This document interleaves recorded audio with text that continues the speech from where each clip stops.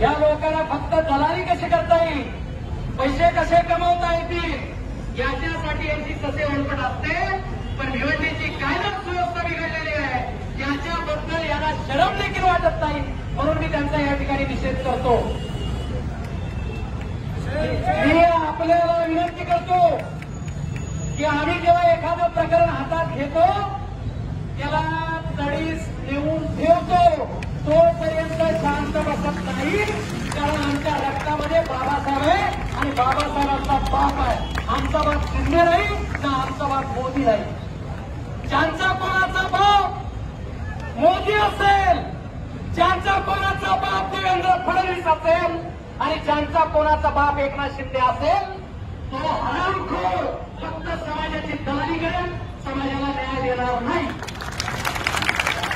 म्हणून दलालांपासून ही हत्याकांड वाचवा, आपला समाज वाचवा, आपलं कुटुंब वाचवा. तेव्हाच आपल्याला न्यायालयात न्याय मिळेल आणि पोलीस यंत्रणाही न्याय देईल. पोलीस यंत्रणेला माहित असतं की हे किती बोंबालले, ते यांच्यात पण काही भाडखाऊ लोक आहेत. हे साक्षीदार फोडतील, या आरोपींना जामीन करण्यासाठी मदत करतील. हे भिवंडी शहरातील राजकारण्यांना, भिवंडी शहरातल्या पोलिसांना माहीत झालेलं आहे. म्हणून ते दलितांच्या हत्याकांडामध्ये अत्यंत असंवेदनशील असतात. आता ते ड्रोन आपल्यावर फिरवतात. माझी डीसीपीनं विनंती आहे की ते धोत्रे नावाच्या कुत्र्याचे कुठं कुठं हत्या आहेत अंमली पदार्थांचे, तिथं पण एकदा ड्रोन फिरवा. की त्याची बहीण, त्याच्या बहिणी, त्याचे भाचे एका निष्पाप मुलाची हत्या करून कुठं फिरतात, तिथंही ड्रोन फिरवा. मला सांगत होते की आज पोलिसांच्या समोर म्हणे त्यांनी घर खाली केलं.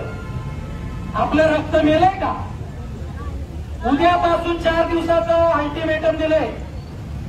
उद्यापासून बायकांनी आमच्या आईबाईने लक्षात ठेवायचं, जिथं पण हे आरोपी भेटतील यांना तुडवायचं आणि पोलीस स्टेशनला गेलं तर मला फोन करायचा, मला फोन करायचा. काय पोलीस कर्म लावतील ते बघू आपण. चला, आमची माणसं मारताय, तुम्हाला किंमत नाही.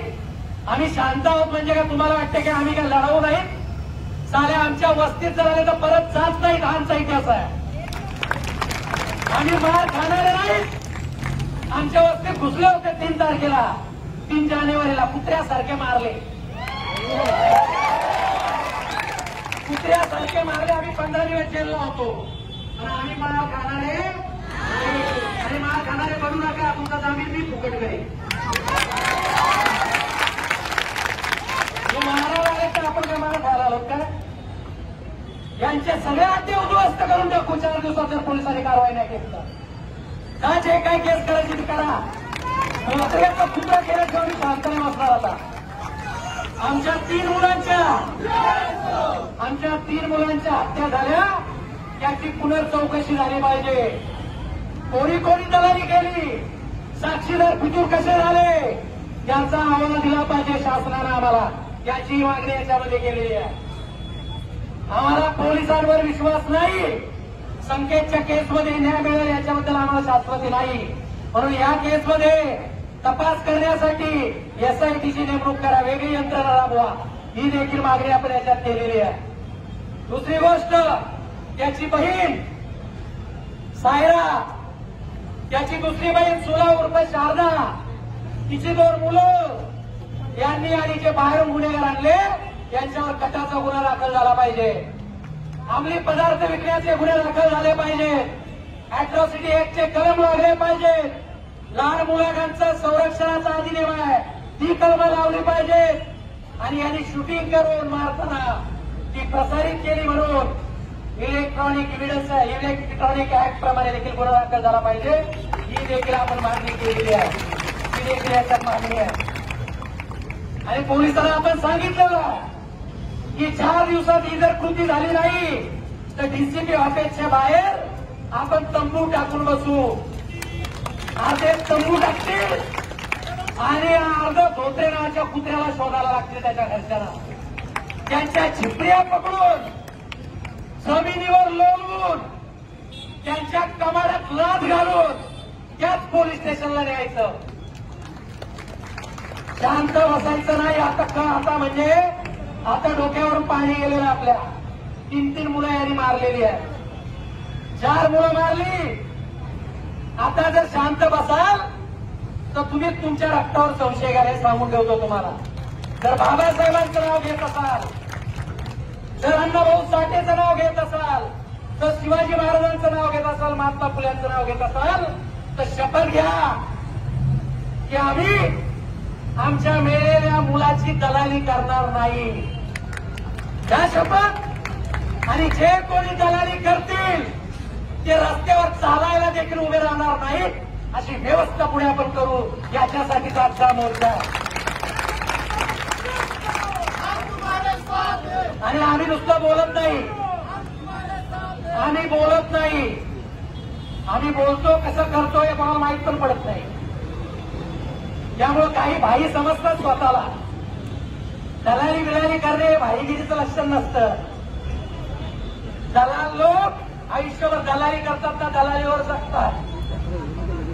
अरे तुम्ही जर बाबासाहेबांचं नाव घेत असाल आणि पाय जर मोदीचे चाटत असाल, फडणवीसाचे चाटत असाल आणि त्यांच्या सुपाऱ्या घेत असाल तर तुमच्या भाऊबंधांना न्याय कसला द्याल तुम्ही?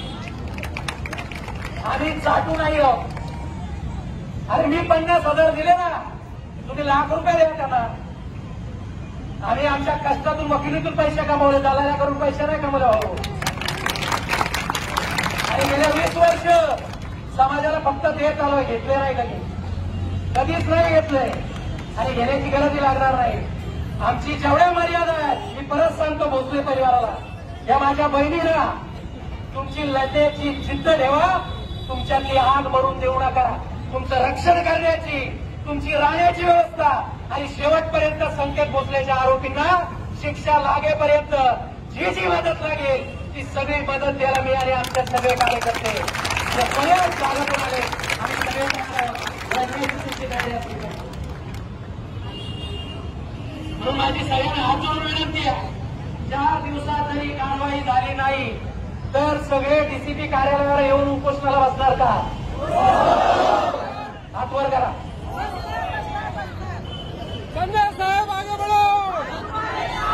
संजय साहेब आगे बढ़ो.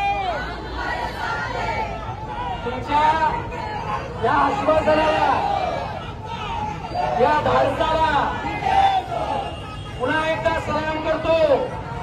आणि जोपर्यंत या भोसले परिवाराला न्याय मिळत नाही तोपर्यंत प्रत्येक कार्यकर्त्यांना 2 दिवसात 3 दिवसात त्यांची भेट घेत राहायची. त्यांना कधी असं वाटलं नाही पाहिजे की आमचाच मुलगा गेला, हा मुलगा आंबेडकरी समाजाचा गेलेला आहे, ही भावना त्यांच्यामध्ये जिवंत करण्याचं काम तुम्ही आजच्या दिवसापासून केलं पाहिजे. त्यांना काय दलाली करायची त्यांना करू द्या. आपल्याला त्यांच्याशी काही लेनदेन नाही. ज्यांची नीतिमत्ता मेलेली असते त्यांचा शेवट किडे परूनच होतो. हे आपण जिवंत बघितलेलं. काहींना नंतर चालता पण येत नाही बिचारांना. तर जे जसं करतील तसं भरतील.